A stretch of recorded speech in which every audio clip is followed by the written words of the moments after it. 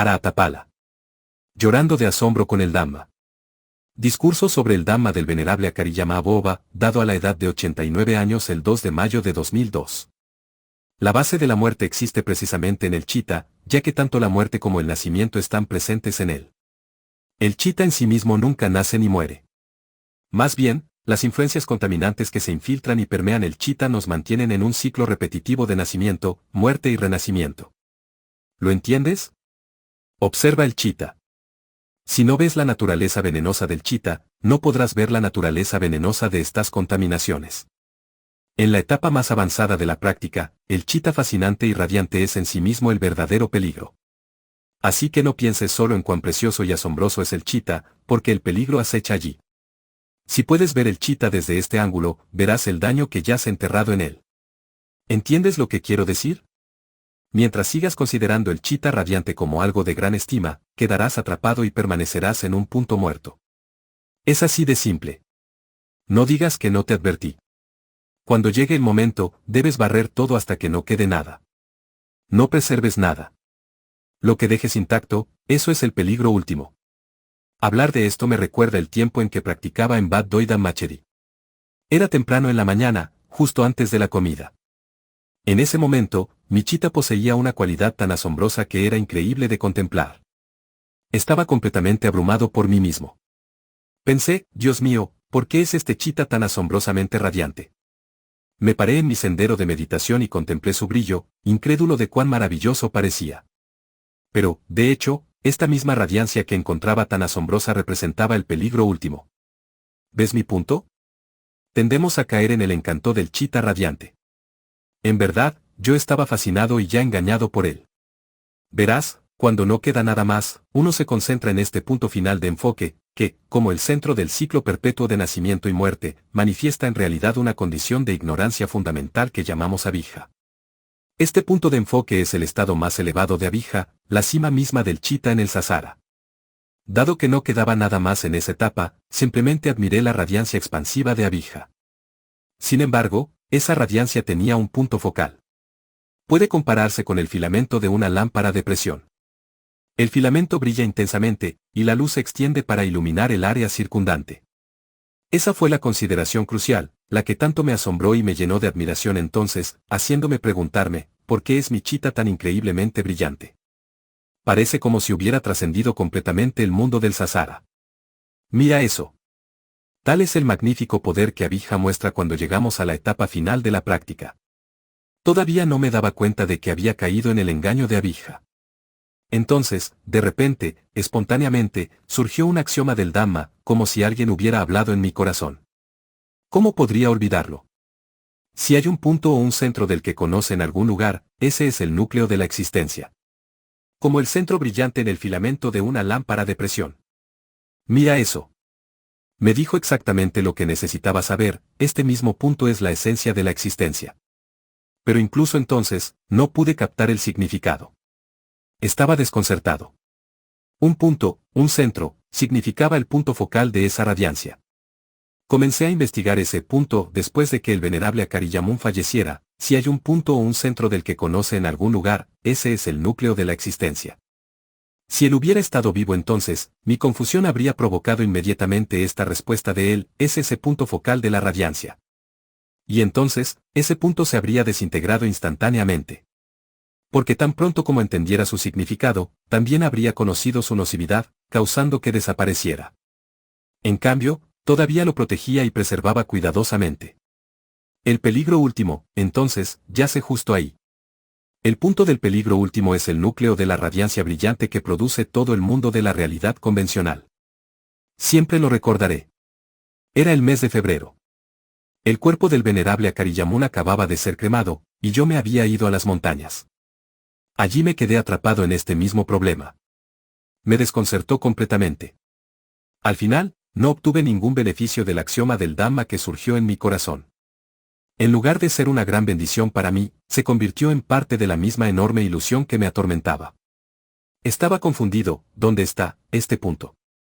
Por supuesto, era justo ese punto de radiancia, pero nunca se me ocurrió que el centro de ese chitta radiante pudiera ser el peligro último. Todavía creía que era la virtud última. Así es como los quilesas nos engañan. Aunque me habían advertido que era el peligro último, todavía me hechizaba, haciéndome verlo como la virtud última. Nunca olvidaré cómo ese dilema pesaba sobre mí. Eventualmente dejé Bad Doi Danmacherry y fui a Sri Chiang Mai en el distrito de Ban Pheu. Estuve allí durante 3 meses, viviendo en lo profundo del bosque en la cueva Padok, antes de regresar a Bad Doi Danmacherry con ese misterio todavía pesando fuertemente en mi mente. Luego, mientras estaba en la cresta de la montaña allí, el problema finalmente se resolvió. Cuando llega ese momento decisivo, los asuntos de tiempo y lugar dejan de ser relevantes, simplemente no intervienen. Todo lo que aparece es la espléndida radiancia natural del chita. Había alcanzado una etapa donde no quedaba nada más para investigar. Ya había soltado todo, solo quedaba esa radiancia. Excepto por el punto central de la radiancia del chita, todo el universo había sido soltado concluyentemente. Entonces, ¿puedes entender lo que quiero decir, que este punto es el peligro último? En esa etapa, la suprema conciencia plena y la suprema sabiduría convergieron en el punto focal del chita para rendirle cuentas, concentrando la fuerza de toda la investigación en ese punto. Llegué a la etapa en la que me preguntaba por qué un solo chita tenía tantos aspectos diferentes. Puedo afirmar inequívocamente que cada aspecto del chita era conocido, y cada aspecto conocido estaba sujeto a cambios. Apenas se captaba, cambiaba. Un aspecto se veía como bueno, otro como malo. La investigación se centraba en ese punto, analizando todo, intentando entender por qué este único chita tiene tantos aspectos diferentes. Es como si no estuviera unificado. No importaba qué aspecto del chita estuviera bajo investigación, todas sus posibles permutaciones eran claramente comprendidas según la profunda sutileza de ese nivel de práctica donde la suprema conciencia plena y la suprema sabiduría trabajaban juntas. Combinadas, las dos fuerzas podían seguirle el paso a todas las variaciones del chita, por más sutiles que fueran. Un momento es brillante, al siguiente está ligeramente empañado. ¿Por qué este chita tiene tantos aspectos diferentes? Los cambios vienen desde dentro, mira. Ahora estoy empezando a alcanzarlos. Un momento hay sukha, al siguiente hay dukkha. En el ámbito de la realidad convencional, tales condiciones son invariablemente una parte integral del chita. Sin nada más que investigar, la suprema conciencia plena y la suprema sabiduría se concentraron directamente en el punto donde ocurrían los cambios. Un momento había sukha, el siguiente dukkha, un momento, brillo, al siguiente, una ligera opacidad. Pero debes entender que los cambios de sukha a dukkha, o de brillo a opacidad, eran tan leves que apenas eran discernibles. No obstante, la suprema conciencia plena estaba encima de ellos todo el tiempo. ¿Por qué el chita tiene tantas variaciones? En ese momento, la conciencia plena dejó todo lo demás y dirigió toda su atención al principal sospechoso. Cada aspecto de la investigación se reunió en el chita, y todos estaban interrelacionados. Porque en el nivel más alto, la suprema conciencia plena y la suprema sabiduría son tan extremadamente sutiles que permean y penetran todo sin excepción. La suprema conciencia plena y la suprema sabiduría en este nivel supremo difieren de la conciencia plena y la sabiduría automáticas que se usan para alcanzar esa etapa final. La conciencia plena y la sabiduría automáticas trabajan en unísono sin necesidad de estímulos. Investigan las cosas en etapas sucesivas, cortándolas en pedazos, sección por sección. En el nivel supremo, la suprema conciencia plena y la suprema sabiduría también trabajan en unísono sin estímulos, pero permean todo simultáneamente. En ese momento, estaban examinando el punto central de enfoque del chita. Todos los demás asuntos habían sido examinados y descartados, solo quedaba ese pequeño punto de conocimiento. Se hizo evidente que tanto sukha como dukkha provenían de esa fuente. El brillo y la opacidad, las diferencias surgían del mismo origen. ¿Por qué era que un solo chita tenía tantas características diferentes? Entonces, en un instante espontáneo, el Dhamma respondió a la pregunta. Instantáneamente, así. Esto se llama Dhamma surgiendo en el corazón. Los kilesas que surgen en el corazón son fuerzas que nos atan, el Dhamma que surge en el corazón nos libera de la esclavitud. El Dhamma surgió repentinamente, inesperadamente, como si fuera una voz en el corazón, ya sea opacidad o brillo, sukha o dukkha, todas estas dualidades son anatta. Ahí. En última instancia, fue anatta lo que estirpó esas cosas de una vez por todas. Esta percepción final y concluyente podría surgir como cualquiera de las tilakkhā, dependiendo del carácter y temperamento de una persona. Pero para mí personalmente fue anatta. El significado era claro, suelta todo.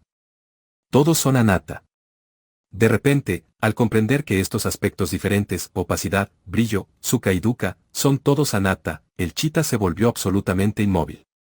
Habiendo concluido inequívocamente que todo es anatta, no tenía espacio para maniobrar. El chita se detuvo, impasible, inmóvil, en ese nivel de Dhamma.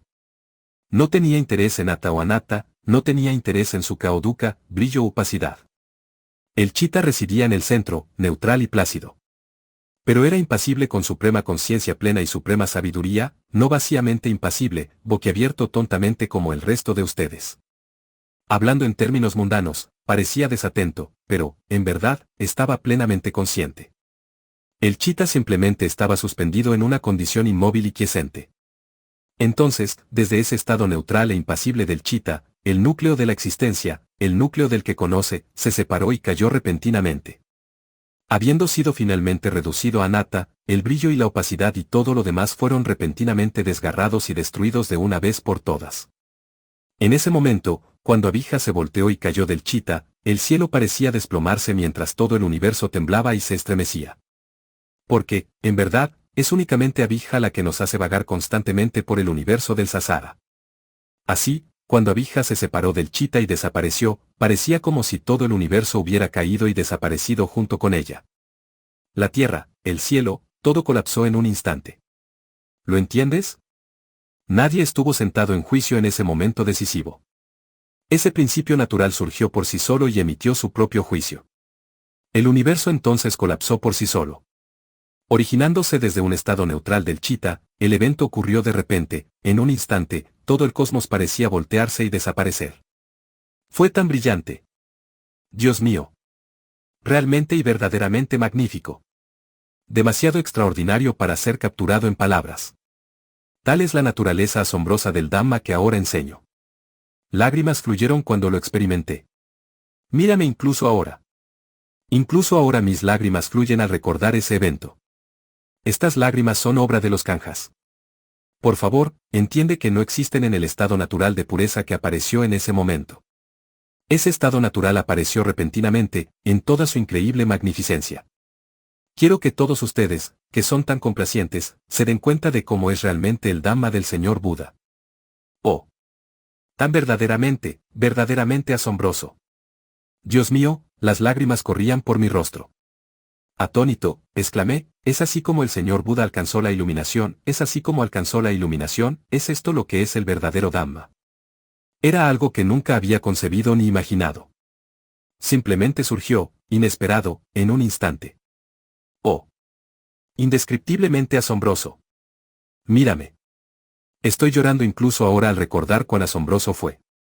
El recuerdo aún está fresco en mi mente. Ha permanecido conmigo desde entonces. Todo mi cuerpo tembló en ese momento. Es difícil de explicar. Todo sucedió a la vez, el cielo se desplomó y el mundo desapareció completamente. Entonces, seguí repitiendo, que, es así como el Señor Buda alcanzó la iluminación. Pero en realidad, era innecesario preguntar porque yo mismo había encontrado la verdad. ¿Es esto lo que es el verdadero Dhamma? ¿Es esto lo que es la verdadera Sangha? Los tres se habían unido, fusionándose en un Dhamma supremo y notable, lo que llamo el elemento del Dhamma. ¿Qué? ¿Cómo pueden el Señor Buda, el Dhamma y la Sangha ser lo mismo? Nunca había imaginado que fuera posible. El Buda es el Buda. El Dhamma es el Dhamma. La Sangha es la Sangha. Esto había estado grabado en mi corazón desde que era lo suficientemente mayor para entender tales asuntos. Pero en el momento en que el Dhamma supremo surgió en todo su esplendor, los tres eran de la misma naturaleza, la verdadera naturaleza del Dhamma asombroso. Una vez que surgió en todo su esplendor, las cosas que habían estado en la oscuridad, cosas que nunca conocí, fueron repentinamente iluminadas y reveladas. No estoy fabricando una fantasía para engañar a la gente. Incluso ahora, ese Dhamma extraordinario me conmueve y me asombra. Es abarcador, una luminosidad envolvente que ilumina todo el cosmos, revelando todo. Nada permanece oculto o escondido. Entonces, las consecuencias del bien y del mal y la existencia del cielo y el infierno golpean con la fuerza irrefutable de lo obvio. Ojalá pudieran golpear con tal fuerza a todos ustedes, escépticos, que han permitido que los quilesas los engañen haciéndoles creer que no existe tal cosa como las consecuencias del mal, ni las consecuencias del bien, ni el cielo ni el infierno. Han existido desde tiempos inmemoriales y han sido omnipresentes. Solo que aún no los han percibido. ¿Lo entienden? Estas cosas han existido siempre. Continúan dañando a aquellos que son neciamente ignorantes de su existencia y tan cegados por los engaños de los quilesas que nunca vislumbran la verdad. ¿Qué podría ser más caliente que los fuegos del infierno? Convencionalmente, hay 5 crímenes que son los más atroces de todos y 5 fuegos infernales ardientes que corresponden con ellos. Los 5 crímenes más atroces son, el parricidio, el matricidio, matar a un arahant, dañar físicamente a un Buda y provocar activamente un cisma en la sangha. Todos estos 5 kamas malignos son conocidos en el corazón. Y todos se vuelven claramente obvios en ese momento de iluminación. Entonces no hay necesidad de preguntar dónde están ubicados el cielo y el infierno. El Buda no dijo mentiras. Estas cosas también fueron claramente conocidas por él, y las describió tal como las vio. Este Dhamma supremo es extraño y milagroso más allá de toda creencia. Abarca absolutamente todo dentro del corazón. Cuando la evidencia es tan clara, ¿qué necesidad hay de indagar más? Esta claridad absoluta está en completa armonía con el corazón, por lo que es innecesario hacer preguntas. Más tarde, cuando dirigí mi atención a investigar mis vidas pasadas, fue aterrador pensar cuántas veces había nacido y cuántas veces había muerto, cuántas veces renací en el infierno, y cuántas veces en los cielos y los reinos de Brahma, solo para caer de nuevo en el infierno. Parecía como si el chita estuviera subiendo y bajando por una escalera. Pero el chita en sí mismo nunca muere. ¿Entiendes esto? El chita nunca muere. El Kama está enterrado allí en el chita. El buen Kama lleva al chita hacia arriba, a los cielos y los reinos de Brahma. Luego, cuando el buen Kama se agota, el mal Kama que ha estado enterrado tira del chita hacia los reinos del infierno. Es como si el chita estuviera subiendo y bajando por una escalera. ¿Lo entiendes? Así es como es, así que despierta y toma nota. Hoy he revelado todo completamente, hasta el punto de que las lágrimas corrieron por mi rostro para que todos lo vieran. ¿Es esto locura, o es virtud? Piénsalo. Escucha cuidadosamente el Dhamma que enseño al mundo. Puedo decir inequívocamente, mi chita no tiene valentía ni tiene miedo. Está completamente por encima de tales emociones. Así que dirigí mi atención a investigar mis propios nacimientos pasados. Dios mío. Si los cadáveres de este único individuo se esparcieran por todo Tailandia, no quedaría un espacio vacío. Solo este único individuo. Imagina la cantidad de tiempo que tomó nacer y morir tantas veces. Sería imposible contar todos los nacimientos y muertes. Eran demasiados, demasiados para siquiera intentarlo. Mis pensamientos también se extendieron a los innumerables cadáveres de cada persona en el mundo. Cada chita de cada ser vivo tiene exactamente la misma historia de nacimientos y muertes repetidos. Todos son iguales en este aspecto. Retrocediendo indefinidamente, el pasado de todos está lleno de innumerables cadáveres. Era una visión insoportable. En consecuencia, sentí repugnancia al revisar mis vidas pasadas. Dios mío. Habiendo renacido tantas veces, aún luchaba, continuamente, por nacer una y otra vez. Si el Dhamma no hubiera emitido finalmente su juicio, entonces habría continuado indefinidamente de esta manera. Investigué de esta manera, examinando la naturaleza del mundo, y cuanto más lo hacía, más insoportable se volvía. Vi la misma situación en todas partes. Cada ser vivo en todo el universo está atrapado en el mismo ciclo vicioso. En este aspecto, todos son iguales. Entonces, un sentimiento de desánimo surgió sin previo aviso en mi corazón. Pensé, ¿cómo podré alguna vez enseñar este Dhamma a la gente? ¿Cuál es el sentido de enseñar? Dado que el verdadero Dhamma es así, ¿cómo puede presentarse para que otros lo puedan conocer y comprender? ¿No sería mejor vivir el resto de mi vida y luego simplemente pasar? Eso es. Me desanimé. Sentía poco incentivo para enseñar. Como si, habiendo encontrado una ruta de escape, estuviera satisfecho con escapar solo. No podía ver beneficios en enseñar a otros. Así consideré el asunto al principio. Pero eso no fue el final. Ocurriendo espontáneamente en mi corazón, mi reflexión sobre este asunto continuó desarrollándose en etapas.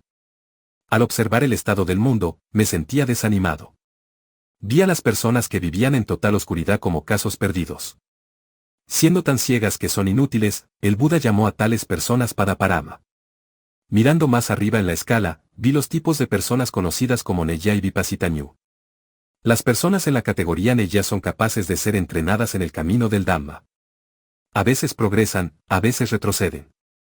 Los individuos Neya son plenamente capaces de entender la enseñanza y ponerla en práctica. Sin embargo, si son descuidados, retrocederán. Pero si son serios en su práctica, pueden progresar rápidamente. Dependiendo del grado de compromiso, los Neya pueden ir en cualquier dirección. Los individuos Vipassitanyū siempre progresan hacia la meta, nunca retroceden. Sin embargo, su progreso es más lento que el de los Uggatitanyū, individuos cuya sabiduría intuitiva es tan aguda que siempre están completamente preparados para lograr un avance decisivo.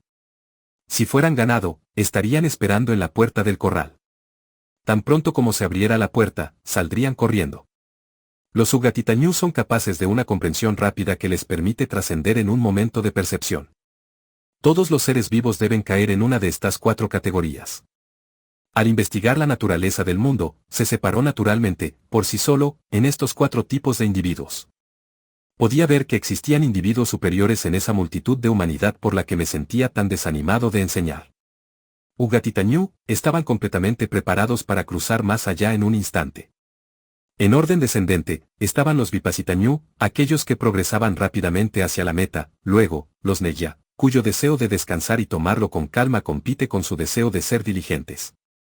¿Ves lo que quiero decir? Esas 2 fuerzas opuestas están compitiendo por la supremacía dentro de sus corazones. Y finalmente Padaparama, aquellos que solo son humanos en apariencia física. No han ganado nada para mejorar sus perspectivas futuras. La muerte para tales personas es una muerte sin distinción. Solo hay una dirección posible para ellos, hacia abajo. Y caen más y más con cada muerte sucesiva. El camino hacia arriba está bloqueado, porque no han ganado absolutamente nada beneficioso para llevar consigo. Solo pueden ir hacia abajo. Recuerda esto bien. Esta enseñanza viene directamente de mi corazón.